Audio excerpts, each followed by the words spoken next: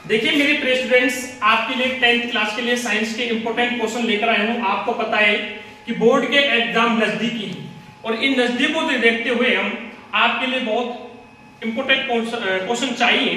तो important question चाहिए तो 10th क्लास के मैं आपको बता रहा हूँ 5 क्वेश्चन, प्रतिदिन 5 क्वेश्चन मैं आपको बताऊंगा हर लेसन में से, और मैं 100% 100% गारंटी के साथ कहता हूं कि आपको बोर्ड के अंदर ये एग्जाम की दृष्टि से दिखाई देंगे।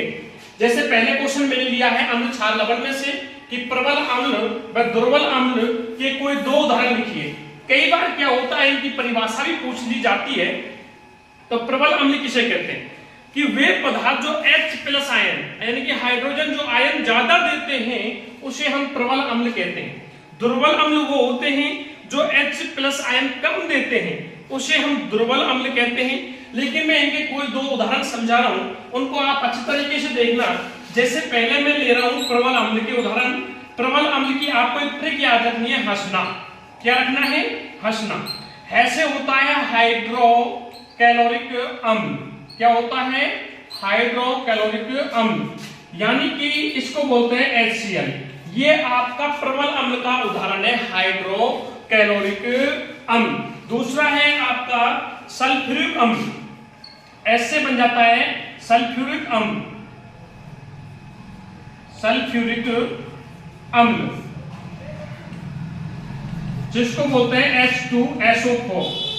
H2SO4 इसको हम H2SO4 को सल्फ्यूरिक अम्ल को राजा अम्ल भी कहते हैं। क्या कहते हैं? राजा अम्ल भी कहते हैं। और तीसरा है नाइट्रिक अम्ल। ना से बन जाता है नाइट्रिक अम्ल। नाइट्रिक अम्ल, देखिए नाइट्रिक अम्ल होता है, इसको बोलते हैं हम HNO3 से प्रदर्शित करते हैं। किससे करते हैं? HNO3 से। अब आपको ये क्वेश्चन क्लियर है? परिभाषा पूछे तो भी आप बता सकते हैं कि H+ आयन देते हैं प्रबल अम्ल और कम देते हैं जो दुर्बल अम्ल। अब इसका उदाहरण प्रबल अम्ल का हाइड्रोक्लोरिक अम्ल होगा, HCl होगा, H2SO4 होगा, HNO3 होगा। अब हम लेते हैं दुर्बल अम्ल के उदाहरण। किसके लेते हैं? दुर्बल अम्ल के उदाहरण।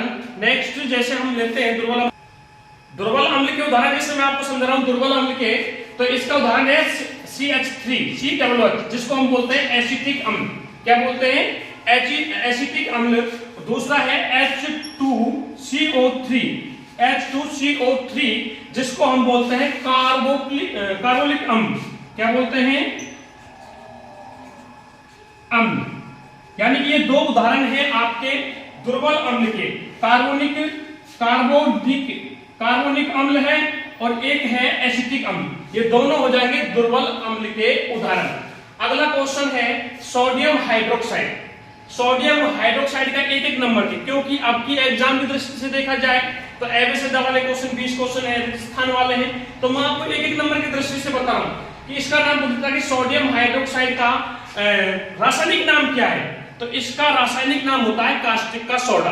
क्या होता है? कास्टिक का सोडा। मैं लिखवा देता हूं आपको, कास्टिक का सोडा। नेक्स्ट देखिए तीसरा क्वेश्चन है जो हमारा है सोडियम क्लोराइड। देखो इस सोडियम क्लोराइड का कई बार पूछ लिया जाता है क्वेश्चन कि इसका साधारण नाम क्या है। तो इसका साधारण नाम होता है नमक। क्या होता है? साधारण नाम है किसका? नमक। इसको हम नमक बोलते हैं। क्या बोलते हैं? नमक। इसको साधारण नाम है जो नमक है, क्या बोलते हैं? नमक। देखिए इसका एक सूत्र है NaOH, sodium hydroxide, HCl hydrochloric अम्ल। इन दोनों को हम अगर संतुलित करते हैं तो हमने आपने पहला लेसन में पढ़ा हुआ रासायनिक अभिक्रिया समीकरण में हिट एंड ट्रायल विधि, जिसको हम संतुलित करते हैं, अनुमान विधि भी बोलते हैं, उसका दूसरा नाम है अनुमान विधि। उससे हम इसको संतुलित करते हैं।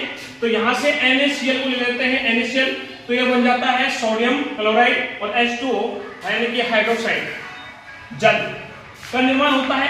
जो ये सोडियम क्लोराइड है इसका pH मान पूछ लिया जाए तो इसका pH मान होता है 7। कितना होता है? 7 होता है। कितना होता है?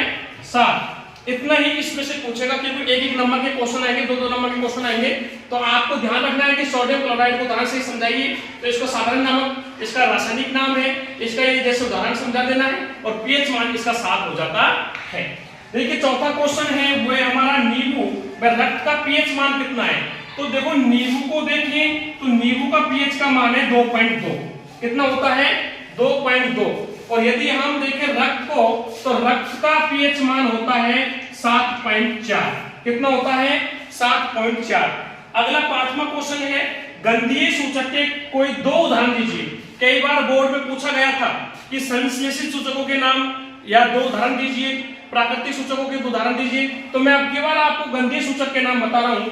तो गंधीय सूचक के जो दो उदाहरण है वह है एक तो प्याज, ये इसका उदाहरण है प्याज, क्या है प्याज। एक है वेनिला का रस, क्या है वेनिला का रस। और लिखना चाहते हो तो लौंग का तेल भी इसमें आता है, क्या आता है लौंग का तेल। मैंने आपको 3 लिखवा दिए, हालांकि एग्जाम की दृष्टि से वो 2 ही उदाहरण पूछेगा।